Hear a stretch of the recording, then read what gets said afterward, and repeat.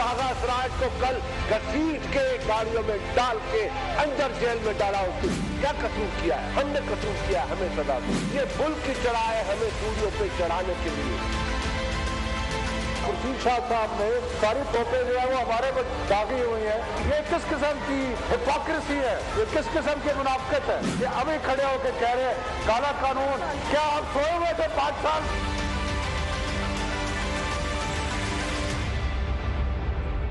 السلام علیکم، آپ کو خوش آمدید کہتے ہیں آج کے پروگرام میں۔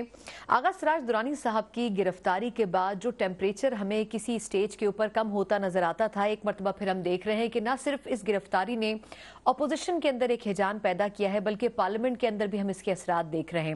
ایک طرف ہمیں اپوزیشن اس بات کی تائید کرتی ہوئی اور خاص طور پر اس بات پر یکجا ہوتی ہوئی نظر آ رہی ہے کہ جو احتساب کے نام کے اوپر بہت سی چیزیں کی جا رہی ہیں وہ صرف اپوزیشن فوکسڈ ہے۔ دوسری طرف حکومت بہرحال یہ کہتی نظر آ رہی ہے کہ احتساب نہ صرف بالا تر ہو کر کیا جا رہا ہے بلکہ اس میں کوئی تفریق نہیں کی جا رہی ہے۔ آج ہمارے ساتھ جو شخصیت موجود ہیں، بہت کم وہ کوشش کرتے ہیں کہ سخت زبان میں سخت پیغام دیں، لیکن آج انہوں نے پارلیمنٹ فلور پر جس طرح بات کی، انہوں نے کہا کہ اگر یہ احتساب اسی طرح ہوتا رہے گا تو پھر بڑا مشکل ہوگا کہ اس پارلیمنٹ کو چلنے دیا جائے، کیونکہ بغیر ثبوتوں اور بغیر کسی گراؤنڈ کے اگر آپ احتساب کا عمل شروع کرتے ہیں تو پھر منصفانہ کبھی نہیں ہوتا۔ آج ہمارے ساتھ نہ صرف سابق اپوزیشن لیڈر موجود ہیں بلکہ پاکستان پیپلز پارٹی کی جو صف اول کی لیڈرشپ ہے اس میں شامل خورشید شاہ صاحب موجود ہیں، اور آج انہوں نے جو باتیں کی، کھل کر اپنے دل کی باتیں کی، لیکن کچھ ایسی چیزیں بھی ہیں جو شاید آج کہنے کا موقع نہیں مل سکا ہوگا، اس لیے ہم نے شاہ صاحب سے ٹائم لیا۔ شاہ صاحب بہت شکریہ سر، آپ نے ہمیں وقت دیا۔ سر، ایک تو یہ کہ آغا سراج درانی صاحب تاریخ میں میرا خیال ہے پاکستان کی پہلی مرتبہ ایسا ہوا ہے کہ موجودہ اسپیکر ہو، عہدے پر کام کر رہا ہو، ریپیوٹڈ ہو، پہلے بھی اس عہدے پر رہا ہو، اور اسے اس طریقے سے گرفتار کیا جائے۔ ویسے پاکستان میں بہت بڑے بڑے تجربات کیے گئے ہیں، بہت کم ملک ہے جہاں پہ مارشل آیا ہے، پرائم منسٹر بیٹھا ہو اور اس کو گرفتار کیا جائے، اریسٹ کیا جائے، پھر جیلوں میں ڈالا جائے، پھر جلاوطن کیا جائے۔ یہ کچھ ایک ہسٹری ہے، مگر اس مرتبہ ایک نئی ہسٹری رقم کی گئی ہے کہ پارلیمنٹ بھی موجود ہے، اسمبلی میں موجود ہے، اسپیکر جو کسٹوڈین ہوتا ہے سارے ہاؤس کا، اس کو اس طریقے سے گرفتار کرنا یہ میں نے پہلی مرتبہ دیکھا ہے، اور شاید دنیا میں بھی نہیں ہوگا۔ بہت سے طریقے ہیں، بہت سے راستے ہوتے ہیں کہ اسپیکر کو اگر آپ کو گرفتار کرنا ہی تھا تو اس کی انویسٹیگیشن ہوتی پراپر، ان کی باتیں ہوتی، ڈسکس ہوتی، جیسے ہوتا ہے طریقہ کہ وہ آتے ہیں جیسے اور لوگوں کو نیب کے سامنے پیش ہوتے، بالکل، اور باتیں ہوتی تو پھر ایک چیز ذہن میں آتی کہ یہ چیز ہو رہی ہے، کیا صحیح ہو رہی ہے، کیا غلط ہو رہی ہے، یہ فیصلہ پھر الگ ہوتا۔ مگر اچانک بغیر کسی انویسٹیگیشن کے ان کو اریسٹ کرنا، میں سمجھتا ہوں یہ ایک انوکھا واقعہ ہے پاکستان کی پارلیمنٹ کے ہسٹری میں۔ سر، اگر ہم باقی لوگوں کو کمپیئر کریں تو اس وقت پنجاب اسمبلی کے اسپیکر ہیں، ان کے خلاف بھی انکوائری چل رہی ہے، اسد کیسر صاحب کا نام بھی کئی دفعہ آیا انکوائری کے حوالے سے۔ بیسکلی میسج کیا دیا گیا ہے؟ جب علیم خان صاحب کو گرفتار کیا جاتا ہے تو مبینہ الزامات لکھا جاتا ہے، لیکن جب آغا صاحب کو گرفتار کیا جاتا ہے تو ان کی پریس ریلیز میں ایسا کچھ نہیں لکھا جاتا۔ آپ کے خیال میں میسج کیا دینے کی کوشش کی گئی ہے اپوزیشن کو؟ یہ بھی ہے کہ علیم خان کو جب گرفتار کیا جاتا ہے کہ ان کو اپنے بلٹ پروف گاڑی میں عدالت میں لے کے جایا پڑتا ہے، جب آغا سراج کو گرفتار کیا جاتا ہے تو بختر بند گاڑی میں ڈالا جاتا ہے اس کو، تو یہ فرق تو آپ کو نظر آئے گا، اور لاڑکانہ اور لاہور میں نظر آئے گا۔ صحیح، بالکل صحیح۔ یہ چیزیں اچھی بات نہیں ہے، یہ ملک کے لیے اچھی نہیں ہے۔ جو لوگ بھی یہ کر رہے ہیں وہ بھی پاکستانی ہیں، وہ بھی اس ملک میں رہتے ہوئے ان جگہوں پہ پہنچے ہیں، یہ رتبہ پاکستان کی وجہ سے ان کو ملا ہے، تو ان کو اس چیز کا خیال رکھنا چاہیے کہ ہم سب کا سروائیول مضبوط پاکستان ہے، اور کمزور پاکستان ہمارے لیے بہت مشکلات میں ڈال دے گا۔ تو ہمیں ان لوگوں کو یہ سوچنا چاہیے تھا، اب کم سے کم وہ ان لوگوں نے نہیں سوچا ہے تو ہم لوگ سیاستدان سوچیں، مگر بدقسمتی ایسی ہے کہ جو ہمارے حکمران بیٹھے ہیں ان کے ذہن میں ایک سوچ نہیں ہے، کوئی سیاست نہیں ہے، ان کو پتہ نہیں ہے سیاست کیا ہوتی ہے، وہ اپنی ناکامیوں کو ان چیزوں میں چھپا رہے ہیں۔ تو وہ تو سر کہہ رہے ہیں کہ ہمارے بھی لوگوں کا احتساب ہو رہا ہے، وہ بھی جیلوں میں جا رہے ہیں۔ ان کا ایک بندہ، وہ جب اس کو گرفتار کیا گیا تھا تو ایک تو ان کے اوپر ناراضگی تھی بوزدار کی کہ وہ بوزدار کے خلاف جو باتیں کی تھی یا پلان کیا تھا، ایک تو ان کو سبق بھی دے، ایک تیر میں 2 شکار کر رہے تھے، ان کو سبق بھی دے دیا اور دنیا کو دکھا دیا کہ ہم برابری کا احتساب کر رہے ہیں، کہ یہ ہم دیکھیں کیا کریں، مگر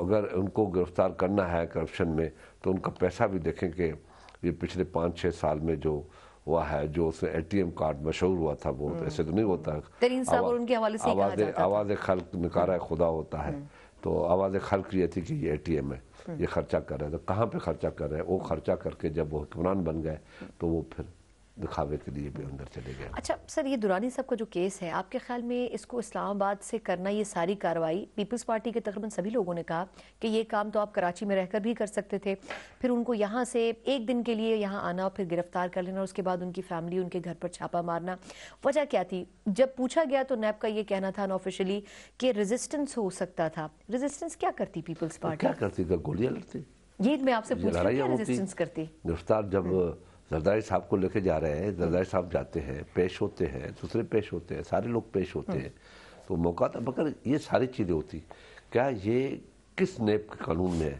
کہ کسی کے چادر چودیواری کا اتنا بڑا مذاق اڑایا جائے؟ ایک خاندانی لوگ ہیں، اور وہ لوگ ہیں جن لوگوں نے پاکستان بنانے میں کنٹریبیوشن دیا، بہت بڑا کنٹریبیوشن تھا ان کا ملک بنانے میں، اور ان کے، میں نے آج اپنی تقریر میں بھی یہ بات بتائی کہ ان کے ایک چچا آغا بدر العالم اسپیکر تھے 56 میں، اور اس کے جو باپ تھے وہ 73-74 میں اسپیکر تھے۔ فیملی ہسٹری ہے پالیٹکس، فیملی ہسٹری ہے پالیٹکس کی، بہت پرانی ہسٹری ہے، کانگریس سے لے کے آج تک، جب کانگریس تھی اور اس کے بعد مسلم لیگ بنی، یہ پرانے مسلم لیگ ہی تھے، تو اس فیملی کے گھر میں اندر جانا تو ان کے اندر کیا گزرتی ہوگی، اس کی فیملی میں 12 گھنٹے اندر بیٹھنا، عورتوں کو ہراس کرنا، اور یہ کہہ دینا کہ آپ کو پتا ہے ہم یہاں آپ کے ساتھ کیا کیا کر سکتے ہیں، یہ کس نے اجازت دی ان کو؟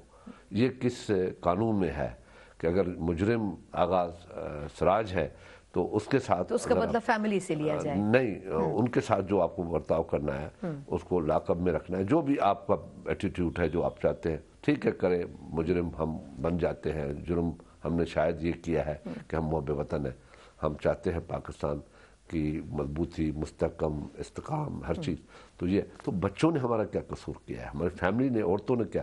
یہاں پہ ہیومن رائٹس خاموش ہے، یہاں پہ جو ہمارے نوٹسز دیے جاتے ہیں سو موٹو، یہ بھی خاموش ہے، سب خاموش ہے کہ بھائی ٹھیک ہے مجرم ایک ہے، تو بچوں نے کیا قصور کیا؟ اتنی بڑی ہراسمنٹ، جو الزامات آغا صاحب کے اوپر لگے ہیں، آپ کے خیال میں وہ تمام بے بنیاد ہیں؟ سر الزامات آئیں تو صحیح، الزام کیا ہے؟ انکوائری تو پچھلے سال سے انہوں نے شروع کرنے کی بات کی الزام دیکھیں، الزام یہ ہے کہ آمدن سے زیادہ ایسیٹس، آپ کسی آدمی کو بھی پکڑ لو، کس کو بھی پکڑ لو، ثابت نہیں کر سکتے۔ یہ تو علیم خان صاحب کے اوپر بھی الزام ہے کہ بھائی ایک چیز بڑی کلیئر ہوتی ہے، آپ کہیں بھائی آپ ٹیکس پیئر ہے، ایگریکلچر ہے، ایگریکلچر سے آمدن ہے، جاؤ، کتنی آمدن ہے تمہاری؟ ہر آدمی کے پاس اگر ہوگا تو وہ آپ کو دے گا۔ میں ہوں، اگر مجھے یہ میرے پر اگر یہ الزام ہے تو مجھے ثابت کرنا ہے کہ بھائی یہ چیزیں میں نے اگر بنائی ہیں تو میں ٹیکس کتنا دیا ہے، وہ چیزیں سامنے آ جائیں گی۔ اگر میں دے سکتا ہوں کہ یہ چیزیں میری ہیں، یہ میں ٹیکس پے کرتا ہوں، یہ میری وائٹ منی ہے، یہ پیسے بچتے تھے، اس سے یہ چیز لی، یہ گھر کا خرچہ چل رہا ہے۔ یعنی آغا صاحب کو موقع نہیں دیا گیا، انہوں نے خود کہا کہ مجھے یہ نہیں پتا میرے اوپر الزامات کیا ہیں، ان کو موقع نہیں دیا گیا آپ کے خیال میں؟ اچھا، آج جب آپ نے تقریر کی اس کے جواب میں جب شفقت محمود صاحب نے بولنے کی کوشش کی، انہوں نے کہا کہ جی آپ جمہوریت اور پارلیمنٹ کو ایز اے شیلڈ استعمال مت کریں۔ جو پروٹیسٹ ہوا پارلیمنٹ میں اور پھر اس کے بعد جو سیشن ختم کیا اسد کیسر صاحب نے، آپ کے خیال میں کیا اپوزیشن اپنا رائٹ نہیں استعمال کر رہی تھی؟ دیکھیں، یہ ہمارا پروٹیسٹ کرنا ہمارا رائٹ ہے گورنمنٹ کو، اور یہ ایک رواج، ایک پتہ نہیں یہ حکومت کیا ہے، اس کی سمجھ میں نہیں آتا کہ لوگوں نے پالیٹکس تو کبھی دیکھی نہیں ہے۔ صرف ٹریننگ میں تو ہے نا، انڈر ٹریننگ تو ہے، انڈر ٹریننگ بھی نہیں ہے، انڈر ٹریننگ میں بھی ان کو رکھنا تو بڑی مذاق ہوگی، کیونکہ ان کو پتہ ہی نہیں ہے کہ ٹریننگ کیا ہوتی ہے، ٹریننگ بھی کسی چیز کی ہوتی ہے نا۔ یہ اپوزیشن بول رہی ہے، وہ بولیں گے بھائی یہ نہیں ہوتا، پاس پریکٹس دیکھے کہ گورنمنٹ بعد میں بولتی تھی، جواب دیتا تھا ایک وزیر کھڑے ہو کے، باقی اپوزیشن بولتی ہے۔ یہ ہر اپوزیشن کے بعد کہتے ہیں ہم بولیں گے، بھائی کیوں بولو گے، ہمیں بولنے دو، ہمارا ایک ہی تو رائٹ ہے۔ صاحب کی وجہ سے آپ کو لگتا ہے ان کو ریلیف ملتا ہے؟ یہ ایس او پیز ہی نہیں پتا؟ یہ ان کو ایس او پیز تو وہ بڑے پریشر میں ہے، اس کے اوپر بڑا پریشر رکھا ہوا ہے گورنمنٹ نے، کیونکہ اس نے پارلیمنٹ چلانے کی کوشش کی ہے، مگر جس طریقے سے اس میں دباؤ ہے وہ ہمیں پتا ہے، اور ہم یہ بڑے میں آپ کے انٹرویو میں یہ کہتا ہوں اس کے لیے اچھا بھی ہے یا برا بھی ہے. یہ میں آپ کو بتاؤں کہ یہ ایک ایسی ٹریڈیشن پڑ گئی ہے آج کے اس 6-7 مہینے میں کہ میں نے پہلے نہیں دیکھا کہ اسپیکر کو بھی دباؤ میں ڈالنا ہے, سب کو دباؤ میں ڈالنا ہے, اور پھر گالم گلوچ سیاست. پہلے ہم کہتے تھے نون کے لیے گالم گلوچ بریگیڈ ہے, یہ ان سے بڑھ کر بریگیڈ ہے, یہ ڈبل بریگیڈ ہے کہ اچھا ان کا مزاج یہ ہے کہ آپس میں بھی ایک دوسرے کو گالیاں دے رہے ہیں. صرف فواد چودھری صاحب اور جو نعیم الحق صاحب کے بیچ ہو رہے ہیں سب کو پتا ہے سوشل میڈیا کے اوپر. نعیم الحق اتنا برا مجھے نہیں لگتا ہے, لیکن آپس میں بھی وہ اوپن فورمز کے اوپر یہ تنقید کرتے ہیں کیونکہ ان کو سیاسی ٹریننگ نہیں ہے. اچھا میں شاہ صاحب اگر معذرت چاہوں گی ایک چھوٹا سا وقفہ میں لے لوں, اسی پوائنٹ سے ہم شروع کرتے ہیں کہ جہاں حکومت کو شاید ٹریننگ کا فقدان ہے یا جو بیسک سٹرکچر ہوتا ہے پارلیمنٹ کو چلانے کا اس سے نابلد ہے, کہ آخر وجہ کیا ہے؟ وہ اپوزیشن جو 8 ماہ پہلے یہ کہتی تھی کہ ہر سسٹم میں اور اگلے 5 سال ہم ہر قسم کی پازیٹیو سپورٹ کرنے کو تیار ہیں, اس اپوزیشن کو یہ کہنا پڑا ہے کہ ہمارا صبر جو ہے وہ ختم ہو چکا ہے اور مزید ہم اس چیز کو آگے کنٹینیو نہیں کر سکتے اگر گورنمنٹ اسی نہج کے اوپر آگے بڑھتی رہی. اسی سے بات کا آغاز دوبارہ کریں گے, ایک بریک کے بعد ہمارے ساتھ رہیے گا.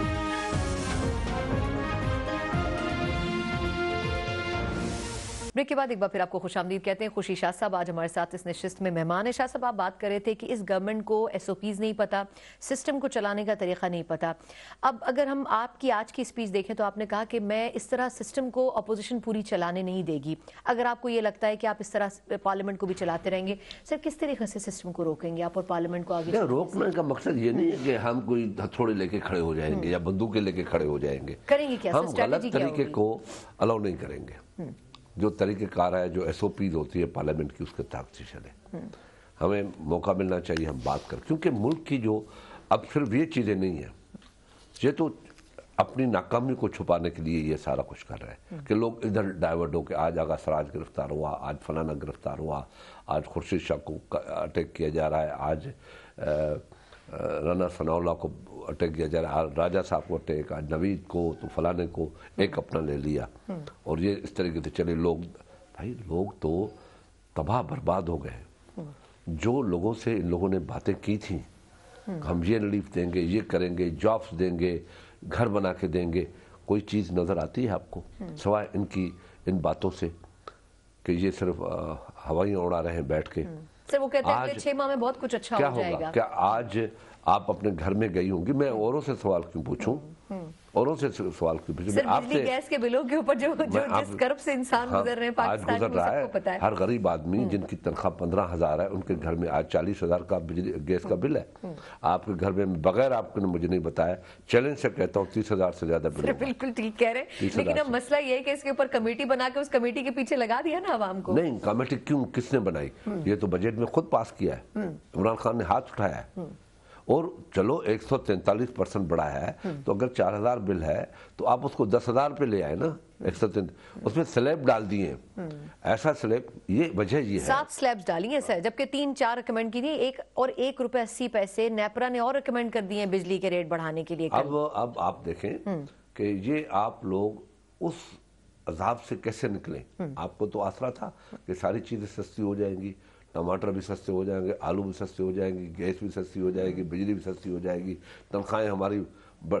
پیپلز پارٹی کے زمانے میں یہ ساری چیزیں کہاں کھڑی تھی, اور لوگوں کی تنخواہیں, لیبر کی تنخواہیں کہاں تک ہم نے لے گئے تھے, اور وہ سکون کا سانس لیا تھا. لوگوں نے سمجھا نہیں کہ پیپلز پارٹی کیا, مگر ایک طوفان تھا میڈیا کا جس نے ہمیں تباہ کر دیا اور نظام کو بھی تباہ کر دیا, اور لوگوں کے ذہنوں میں ایسی چیزیں بٹھائیں کہ پیپلز پارٹی پتہ نہیں کیا کر دیا. مگر آج ہر بندہ کہتا ہے پیپلز پارٹی کے زمانے میں تو پیپلز پارٹی کا نام لیتے, نون کا بھی نہیں لیتے, وہ سکون میں تھے, نہ بجلی کے بل بڑھے, ایکسپیکٹیشن سے ہٹ کے ہوا. اچھا آپ نے سر اکانومی کی بات کی, چلے میں اسی میں پھر ایک کوشچن اور بھی کر لیتی ہوں, میں نے آگے بات کرنی تھی. وزارت خزانہ کی ایک رپورٹ آئی ہے, اس میں انہوں نے کہا کہ جو 8 سال پہلے کرائسس تھا, 8 سال کا ریکارڈ توڑا ہے پی ٹی آئی نے, اور جو مالی خسارہ ہے وہ جتنا بھی سادگی کی بار بار بات کرتی ہے پی ٹی آئی کہ ہم نے بہت سادگی لائی ہے, وہ 2.7 سے زیادہ ہو چکا ہے, 2.7% سے, جو 8 سال پہلے کبھی ہوا کرتا تھا جب آپ کو یاد ہے اکنامک کرائسس آیا تھا اور انٹرنیشنلی بھی آیا تھا. تو آپ کے خیال میں کیا سعودی عرب سے اور باقی ملکوں سے مدد اور قرضے لینے کے باوجود بھی وہ رزلٹ کیوں نہیں نظر آ رہا؟ آخر یہ ہے کہ کبھی قرضے سے کوئی گھر چلا ہے, کبھی وہ کہتے ہیں آپشن ہی کوئی نہیں ہے ہمارے پاس. اور تو ہم کیسے چلاتے تھے؟ मुस्लिम लीग हमारे ज़माने में ग्रोथ रेट था, जीडीपी ग्रोथ रेट था तकरीबन 4.233 पे था, और अभी जो 2017-18 का था वो 5.5 था। सर भी बहुत लो है। अब जो एवरेज निकला है अब वो 6 महीने का वो 3.5 पे है। अब हम लोग आखिरी दिन तक ठीक जा रहे हैं। आखिरी दिन तक क्या होता है कि अगर कोई गुड गवर्नेंस आती है, अच्छी हुकूमत आती है, गुड गवर्नेंस करने आती है, तो ऑटोमेटिक चीजें और बेहतर हो जाती है, गिरती नहीं है। आपके ख्याल में काम करना नहीं आता पीटीआई को, वजह क्या है? काम तो अपनी जगह पे है। इन लोगों ने एक अपोजिशन को डिच करने के लिए ये चीजें कहना शुरू कर दी, कुछ नहीं है, कुछ नहीं है, खजाना खाली तो है। घबरा गए, करप्शन होगी, ये पकड़ेंगे, इसको पकड़ेंगे, लोग डर गए, बैंकों के रेवेन्यूज कम हो गए, रिकवरी कम हो गई, लोग घबरा गए क्या होगा भाई हमारा, इकोनॉमिक एक्टिविटीज रुक गई। इकोनॉमिक एक्टिविटीज जब रुकेंगी तो आपको नेचुरली उसका फॉल नजर आएगा, वो ड्रॉप नजर आएगा, आपको वो ड्रॉप होगी इकोनॉमी। एड मिलने के बावजूद भी ऐसा क्यों नहीं हो पा रहा है? ना स्टॉक मार्केट अब ऊपर जा रही है, ना मार्केट वैसे ओवरऑल ऊपर जा रही है। आपको सऊदी अरब ने भी जो एड दी है उसमें 4% इंटरेस्ट रखा है। 4% इंटरेस्ट बहुत बड़ी बात है। IMF बैंक जो देते वर्ल्ड बैंक, उनका इंटरेस्ट 1.5 1.2 ये होता है। हाईएस्ट रेट के ऊपर पाकिस्तान ने उनसे डील्स किए ना, डील्स किए। तो वो दूसरा ये है कि आपको तेल के लिए जो दिया है वो $200 मिलियन है। आप वो तेल ले लें, पे करें, फिर दूसरा वो पैसे हर साल। वो ये नहीं है कि आपको $300 बिलियन दिया है, वो आपको दिया है $200 मिलियन। एक साल उधार, और उसके बाद उसको एंड ऑफ द ईयर पे करना होगा। 200 मिलियन का आप ले लें, उसके बाद वो दूसरे पैसे जमा करवाए, फिर वो ले लें। अच्छा, लेकिन तो मकसद है कि एक चीज में मुझे 30 साल इस पार्लियामेंट में हुआ है, 31 साल, ये मैंने सारी चीजें देखी हैं, मगर ये भी देखा है कि कोई घर उधार की चीजों से नहीं चलता। अगर हुकूमत ये कहती है कि हम उधार लेके अपने खजाने को काबू करेंगे तो ये इकोनॉमी नहीं चलेगी। इकोनॉमी चलेगी जब मुल्क में पॉलिटिकल स्टेबिलिटी होगी। सबसे बड़ा जो ये लॉस कर रहे हैं मुल्क की पॉलिटिकल स्टेबिलिटी, क्यों जब मार्शल आए हैं इकोनॉमी तबाह हुई है। पाकिस्तान की तबाही का कारण कौन सा है? इस मुल्क में 40 साल मुसलसल मार्शल ला, कभी किसी ने पूछा कि ये क्यों लगे, इसका नुकसान क्या हुआ? किसी ने पूछा? ये मुसलसल क्योंकि स्टेबिलिटी नहीं थी, दुनिया का अलायंस नहीं था, दुनिया का कॉन्फिडेंस नहीं था। इस वक्त भी वही हालात हैं आपके ख्याल में? आज भी वही है कि मुल्क में इकोनॉमिक स्टेबिलिटी तब आएगी जब पॉलिटिकल स्टेबिलिटी होगी, लोगों का कॉन्फिडेंस।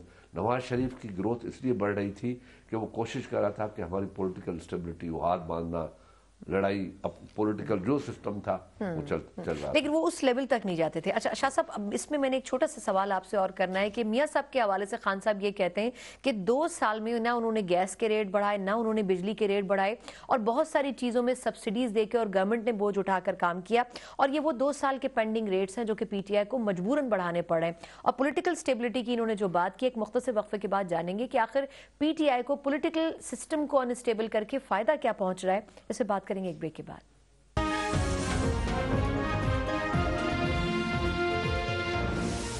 के बाद एक बार फिर आपको खुशामदीद कहते हैं। शाह साहब, आपने खुद जिक्र किया भी कि मियां साहब के दौर में ये सब नहीं होता था, लेकिन जो आखिरी 2 साल थे, ना मियां साहब ने गैस के रेट बढ़ाए, ना उन्होंने बिजली के रेट बढ़ाए।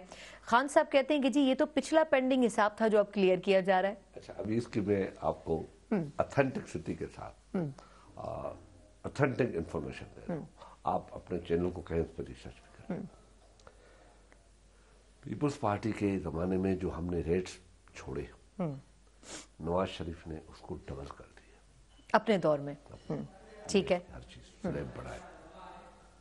हाँ, हमारे जमाने में जब हम आए तो परवेज मुशर्रफ ने मुसलसल 3 से 2.5 साल न बिजली के रेट बढ़ाए, न गैस के रेट बढ़ाए। ठीक। जब हम आए तो 450 बिलियन जो थे वो अपना करना बीच में डेफिसिट था। ठीक है, डेफिसिट नहीं था, उनके कर्जे थे जो देने थे हमें पैसे, और हमने उसके बावजूद भी गंदम का शॉर्टफॉल था। सर बिल्कुल याद है, सबको याद है। 2007-8 में गंदम गवर्नमेंट के आते ही काली गंदी गंदम आई थी, ठीक, और वो भी 35 से 40 अरब रुपए की आई थी। मगर हमने पहले साल गंदम के रेट भी बढ़ा दिए, किसानों को दिए, और मुल्क में गंदम भी इजाफी हो गई और एक्सपोर्ट भी किया। हमारे सालों में 2009 में सवात आ गया। ये प्रैक्टिकल बातें बता रहा हूँ, कौन को बता रहा हूँ। हमने उसको फेस किया। फिर से सैलाब भी आया था 2010 में, उनको वापस भी किया और पैसे देके वापस किया। 30 लाख लोग थे। अखबारों ने लिखा कि दुनिया की सबसे बड़ी माइग्रेशन थी, और वहां दहशत गर्दों को भी धकेल दिया, बिल्कुल, और पीस भी लाया। 2010 में पाकिस्तान खत्म हो गया सैलाबों में, आई एम राइट, और उसको भी फिर सरवाइव किया। 2011 में फिर ये हुआ, सैलाब आए, फिर तबाही हो गई, उसको भी फेस किया। इसके साथ लोगों की तनख्वाहों में 125% इजाफा भी किया, लोगों की पेंशनों में 100% इजाफा भी किया, और हमने महंगाई को कंट्रोल में रखा। गंदम प्रोवाइड करके दी, वीट प्रोवाइड, अपना राइस प्रोवाइड कर दी, एक्सपोर्ट करने पे क्या, कॉटन एक्सपोर्ट पे चली गई, एग्रीकल्चर ग्रोथ हमारी 8 पे चली गई, 8 पे चली गई, जो अभी तक नहीं हो रही। और आज ये बड़े दावे करने वाले सर असद उमर साहब फिर क्या कर रहे हैं आपके ख्याल में? उनकी पॉलिसीज 5 साल वो प्रेजेंटेशंस देते रहे जलसों के अंदर, ये करेंगे ये करेंगे, वो तो फिर कर क्या रहे हैं? देखिए, मुझे कहा गया कि जिस किचन में बड़ी चीजें पकी हुई है जबरदस्त, आप बैठे इंतजार कर रहे हैं, बैठे बैठे बैठे बैठे, टेबल भी खाली पड़ा है, आप कहेंगे भाई वो चीजें तो लाओ, चाहे वो तैयार है, पड़ी है भाई, पड़ी है तो टेबल पे लाओ ना। अगर ये सारी चीजें हैं तो लोगों का पेट तो भरो ना। तो ये खान साहब को नहीं समझ आ रहा कि टेबल खाली है? हाँ, उन्होंने कहा किचन में तैयारी कर ली है। असद उमर साहब ने, जो बड़े पॉलिटिकल शेफ है, उसने हर चीज बना के डाली है, मगर वो टेबल पे लोगों के पेट तक नहीं पहुंचती, लोगों के रसाई तक नहीं पहुंचती, किसानों की रसाई तक नहीं पहुंचती, मजदूर वहां नहीं पहुंच सकता, मुलाजिम तबका वहां नहीं पहुंच सकता। आपने 10% तनख्वाहें बढ़ाई हैं, सिंध गवर्नमेंट ने 15% तनख्वाहें बढ़ाई हैं। तो आपने किया है तो क्या किया है? गैस की प्राइसेस, बिजली की प्राइसेस, टमाटर, वेजिटेबल, मार्केटिंग, हर चीज प्राइसेस। सर डॉलर की प्राइसेस भी आसमान पे डॉलर की प्राइसेस 140। लेकिन शुगर मिल्स को उन्होंने रिलीफ दिया। सर तरीन साहब के लिए कुछ तशफ़ी होगी वैसे इसमें? 140 रुपए पे डॉलर चला जाए, मैं सवाल पूछता हूँ कि इसका कोई बेनिफिशियरी तो होगा ना? सर IMF के पास जाएंगे ना उसके बाद? नहीं, इसका कोई बेनिफिशियरी भी तो होगा ना। एक रात में इनको पता नहीं है। सर उनको पता नहीं था, उन्होंने टीवी देखा तब पता चला। अब फिर इनको तो इस्तीफा देना चाहिए उसी वक्त, भाई हम नाल लोग हैं कि स्टेट बैंक ने हमें बगैर बताए एतमाद में लिए ये फैसला किया था, तो इनको इस्तीफा देना चाहिए। तो अपोजिशन मांगे ना इस्तीफा। हमने तो कहा था कि भाई इतनी नाल कहा था, मगर उनको शर्म नहीं हो, कहते हो जी हमने नेचुरल पे लेके जा रहे हैं। नेचुरल पे तो 150 पे भी जाना है। नवाज शरीफ के जमाने में 110, 100, 195, 98, 100, 110 तक गया। क्या मुल्क में भूख तो नहीं थी, बेरोजगारी तो नहीं थी? ये हमारे जमाने में 80 रुपए में था। जो नाहाल लोग थे हम, नालायक लोग थे, चोर थे हम, खा गए सारा कुछ। इन लोगों ने तो कुछ नहीं खाया है ना, तो 140 पे क्यों चला गया? इसके पीछे कौन है? किसने डॉलर उस रात को खरीदा है? कौन आदमी है जिसने अरबों रुपए के डॉलर खरीदे और गायब हो गए? अगर आपको पता है तो जो बिलियनर ATM और ये कार्ड वाले थे, बड़े बड़े लोग थे जिनके पास पैसा था, हम तो कंगले हैं, महीने का तनख्वाह मिलता है, पूरा करते, इज्जत के साथ चलते हैं। यानी आपके ख्याल में वो भी सबको पता था जिनको मालूम होना चाहिए था। ठीक, अच्छा वापस मैं जरा थोड़ा सा नैब की तरफ आती हूँ। सर, कल जरदारी साहब ने बात की, उन्होंने कहा कि जेल मेरा दूसरा घर है। ना बिलावल डरेंगे, ना पीपल्स पार्टी का कोई बंदा डरेगा किसी भी केसेस से, और छोटे छोटे केसेस नहीं, आप हमारे ऊपर बड़े केसेस भी बना सकते हैं। एक चीज जो और उन्होंने इंपॉर्टेंट कही, उन्होंने कहा कि 7-8 माह हमने टाइम दिया, हम चाहते थे 5 साल दें, और पीपल्स पार्टी ने हर दफा यही बात कही। लेकिन अब उन्होंने कहा कि 7-8 माह दिए, अब शायद हमारी बर्दाश्त खत्म हो चुकी है। क्या यही वजह है कि अब मौलाना साहब से भी मुलाकात हो रही है और सब कुछ अपोजिशन इकट्ठी भी हो रही है? मसला ये है कि जेल से न बिलावल डरता है, न मैं डरता हूँ, न जरदारी साहब, कोई नहीं डरते। हम लोग वो हैं जिस मुल्क में हमने जमहूरियत वापस लाए। आज इमरान खान जैसा बंदा भी प्राइम मिनिस्टर है, जो ख्वाब देखता था, जो परवेज मुशर्रफ को रेफरेंडम में वोट डालने भी चला गया था, उसको ये पता नहीं था मैं क्या कर रहा हूँ। हम लोग तो मौत से नहीं डरते, अल्हम्दुलिल्लाह। मौत पर हक है, आती है, ईमान है। बीबी को रोका नहीं जाता कि मर जाओगी। तो पीपल्स पार्टी तो मौत से भी नहीं डरती ना, उससे भी आंखें में मिला के बात करती है कि मैं बात आ रही हूँ, मगर अपने लिए नहीं, इस मुल्क के लिए। तो हम अपनी इतने बड़े डेमोक्रेटिक हो जाए कि लोग मर जाए। आज पाकिस्तान के हर घर में चूल्हा बुझ रहा है। ये कहते हैं कि चूल्हा बुझाने वाली हुकूमत आ गई है। आज चूल्हा बुझ रहा है, और ये हुकूमत वो है जिसने लोगों का चूल्हा कल हम ये प्रोटेस्ट करें, क्योंकि आज जितने लोग हमसे मिले हैं कहा कि आपको अपनी लगी हुई है। जब मैं आज बाहर निकला, जब अपोजिशन की बात, तो सहाफी हमारे पास 13-14 आए, कहा कि मैं कैमरा मैन हूं, मेरा 42,000 बिल है 1 महीने का। फिर एक सोलंगी है, उसने कहा कि मेरा 37,000 है। हमारे शाह साहब तनख्वाह 70,000 है। बाहर निकले तो लोगों ने कहा कि आपको अपनी बात है, ये मैं आज बता रहा हूँ, आपको अपनी लगी है। ये हुक्मरान मालूम सुनते हैं, हमें डांट देते हैं, आप सुन लें हमारी बात।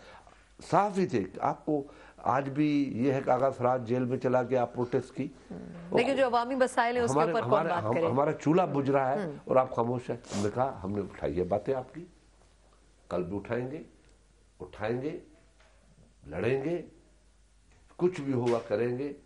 रास्तों पे आना पड़ा, रास्तों में आएंगे, लोगों का चूल्हा बुझने नहीं देंगे। सर, ये जो अप्रैल का टाइम रखा है शाह साहब के, अप्रैल तक बहुत सारी चीजें चेंज होंगी, और वैसे भी अप्रैल को बड़ा इंपॉर्टेंट लोग कह रहे थे। किस तरह करेंगे? पार्लियामेंट के अंदर तो एहतजाज करेंगे, वो यही होता रहेगा, एहतजाज होगा, फिर नाराज होकर कभी गवर्नमेंट चली जाएगी। कभी खान साहब ने कहा था मैं हर 3 हफ्ते बाद आया करूंगा, वो आज तक नजर नहीं आया। 3 हफ्ते बाद नहीं, हर दूसरे हफ्ते में, 15 दिन बाद, 15 दिन बाद दूसरे हफ्ते में आपके सवालों के जवाब दूंगा। सर, वो तो कल भी आना चाह रहे थे ना। हमने सुना कि ऑपोजिशन ने कहा कि हम उनको अब तकरीर नहीं करने देंगे आज पुलवामा के ऊपर। वो आ जाए ना, प्राइम मिनिस्टर है, लीडर ऑफ हाउस है, हम तो आते थे, हम तो खड़े हो जाते थे। गिलानी साहब करते थे तकरीर, बिल्कुल खड़े हो जाते थे। लड़ाइयाँ होती थी, तखम तखा होती थी, बीबी आती थी, क्या लड़ाइयाँ नहीं होती थी। तमीना कभी चूड़ियां फेंकती थी, कभी दुपट्टा फेंकती, बीबी हंसती थी बैठ के, कभी जज्बात में नहीं आई। तो फिर आप अप्रैल से करेंगे तो क्या? ये चीजें, वो कहना कि हम नहीं आएंगे, मेरी बेइज्जती होगी, ये लाडला बच्चा जो है ना, खेलने को मांगे चांद, इसको चांद चाहिए, प्राइम मिनिस्टरशिप चाहिए थी, पार्लियामेंट नहीं चाहिए। तो हम पार्लियामेंट की इतनी तर्जील करने नहीं देंगे, इनको जहन में रखना चाहिए। मैं तो ये कहना चाहता हूँ कि उन सारे जो बात करना चाह रहा हूँ मैं, वो समझना चाहिए। जो लोग उनके सपोर्ट कर रहे हैं, उनसे भी मेरी अपील है कि खुदा रब पाकिस्तान को देखो, क्योंकि हम सबके बच्चे यहाँ रहते हैं, ये सबका पाकिस्तान है। जो आज बैठा हुआ है, हुकूमत में है या अदारों में है, अदालतों में है, जो जहाँ बैठा है, पाकिस्तान की फिक्र करो, पाकिस्तान की फिक्र करो। लड़ाइयों में पाकिस्तान को आग में मत झोंको, अपने मफादात के खातिर पाकिस्तान को इस तबाही के अंदर न मत झोंको। हमारा दुश्मन हम पे आंखें रख के बैठा हुआ है, हमारा खतरनाक दुश्मन है। वो आज हजारों कश्मीरियों की जान दे चुका है। आज मासूम कश्मीरी पाकिस्तान को देख रहे हैं, और पाकिस्तान का तब मजबूत होगा कि पाकिस्तान अंदर से पॉलिटिकल इस्तेकाम होगा। इस तरीके से पॉलिटिकल इस्तेकाम नहीं आ सकता है, नहीं आ रहा। चलें, बैक सीट ड्राइवर्स को खुर्शीद शाह साहब भी, जिस तरह कल जरदारी साहब ने मशवरा दिया है, शाह साहब भी मशवरा दे रहे हैं। एक मुख्तसर वक्फा, उसके बाद प्रोग्राम के आखिरी से में बात करने जा रहे हैं सऊदी वली अहद का दौरा है पाकिस्तान और भारत के हवाले से पाकिस्तान की पॉलिसी क्या वाकई बहुत वाज़ेह है या इसमें कुछ और गुंजाइश भी मौजूद है, एक स्ट्रॉन्ग मैसेज की सूरत में भी ज़रूरत मौजूद है इंप्रूवमेंट की। इस पर बात करते हैं ब्रेक के बाद।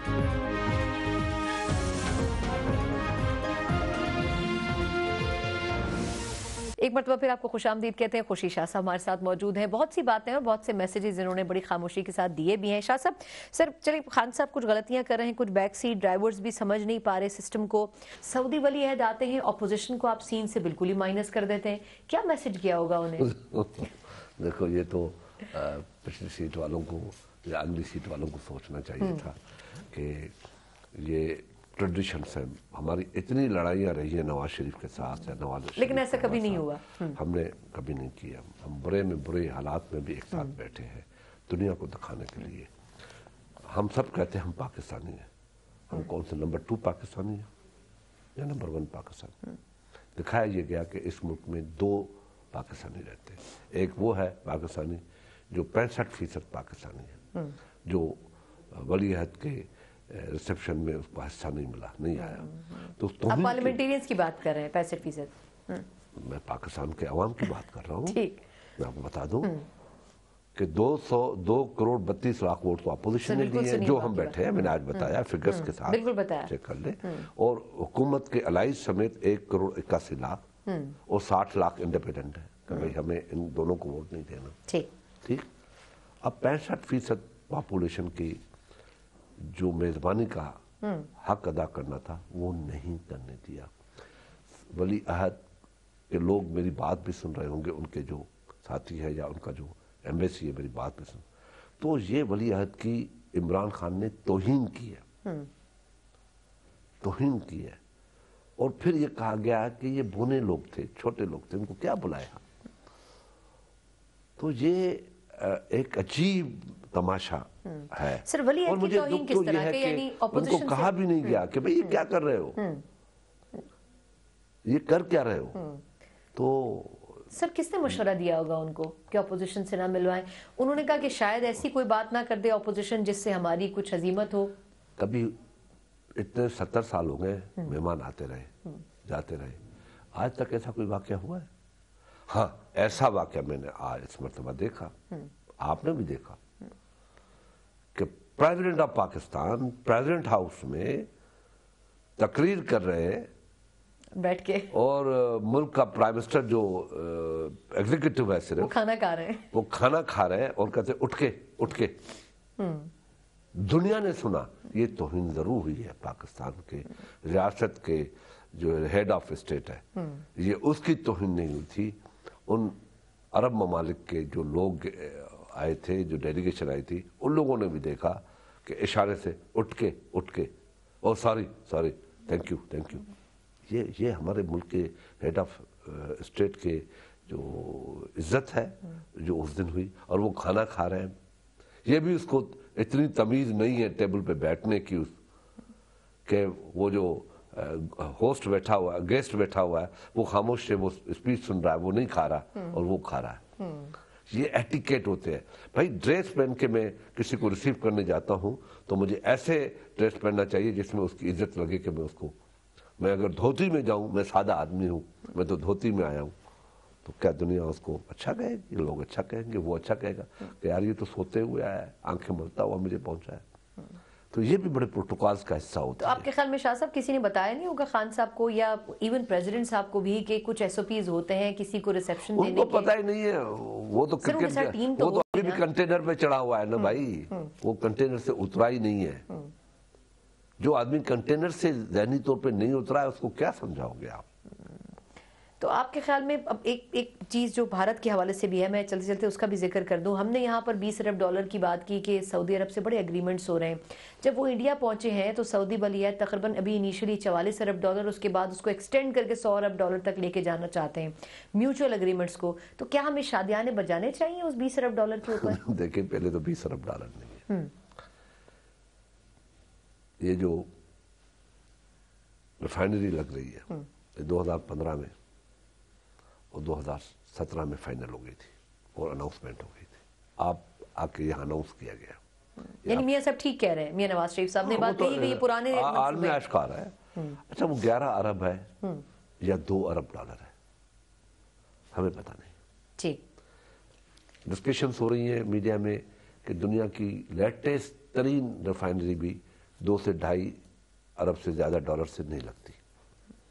तो ये रिफाइनरी की बात करें कि 11 अरब की रिफाइनरी लग रही है। एमओयूज है, ये एक आज मुतालबा कर रहा हूँ, 1947 से लेके 2018 तक जितने एमओयूज हुए हैं, जितने, उसकी सर्वे की जाए कि कितना परसेंटेज एमओयू पे अमल हुआ है। 2% भी नहीं हुआ। एमओयू हम मिनिस्टर है ना, तैयार पड़े होते हैं, ये फलाने मुल्क का आ रहा है, बेलारूस का आ रहा है, कितने एमओयू तैयार है, फलाने तो तैयार कर लो, उसको सिर्फ डेट वेट चेंज कर दो, उसमें वो एमओयू 12-13 आते साइन होता है, बस इस हद तक। उसके बाद एमओयू का कोई अहमियत नहीं होती, क्योंकि हम तो 3 मरतबा मिनिस्टर है, ये एमओयू तैयार पड़े होते। अमल आज तक 2% पे भी नहीं हुआ है।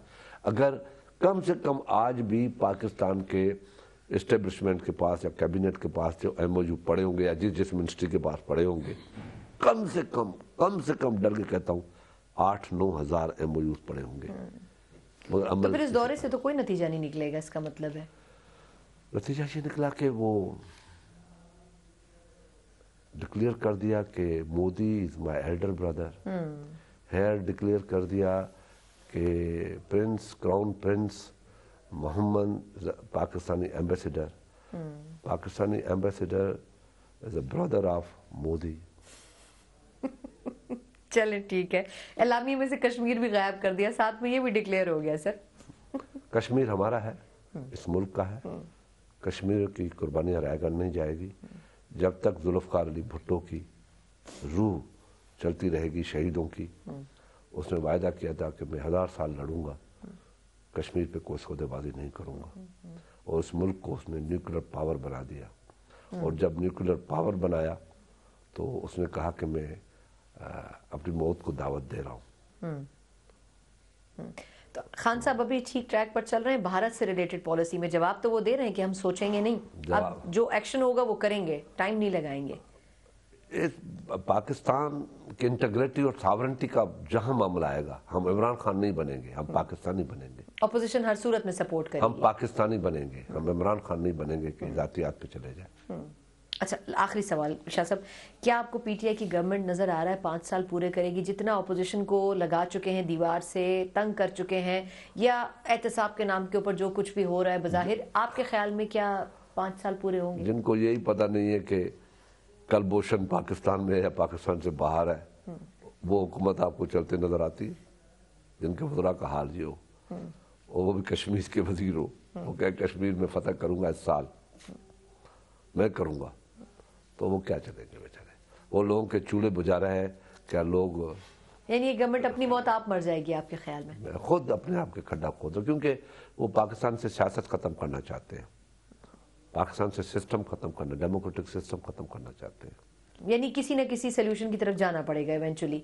जाना चाहिए, इसके अलावा कोई रास्ता नहीं है आपके पास।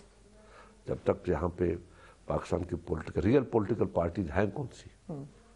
पीपल्स पार्टी को 50 साल हो गए, मुस्लिम लीग बानी जमात है, हाँ मुस्लिम लीग में बहुत से हिस्से हैं, कभी एक नवाज मुस्लिम लीग तो बनी है 80s में, 88 में 89 में बनी है, और जेयूआई एक पुरानी जमात है, एएनपी पुरानी जमात है। यहाँ पे ये तो कल की बनी हुई जमात है ना, कैसे बनी है वो आपको पता है। फर्स्ट ट्रैक तो 2008 का 2013 का फेल गया, एग्रीमेंट नहीं हो सका, पाशा ने बड़ी कोशिश की, नहीं हुआ, वो फिर हो गया। चले, बहुत शुक्रिया। खुर्शीद शाह साहब के साथ बड़ी दिलचस्प नशिस्त, और बहुत से सवाल बाकी हैं, किसी और नशिस्त के लिए रखते हैं। प्रोग्राम से मुझे इजाजत दीजिए, अल्लाह हाफिज।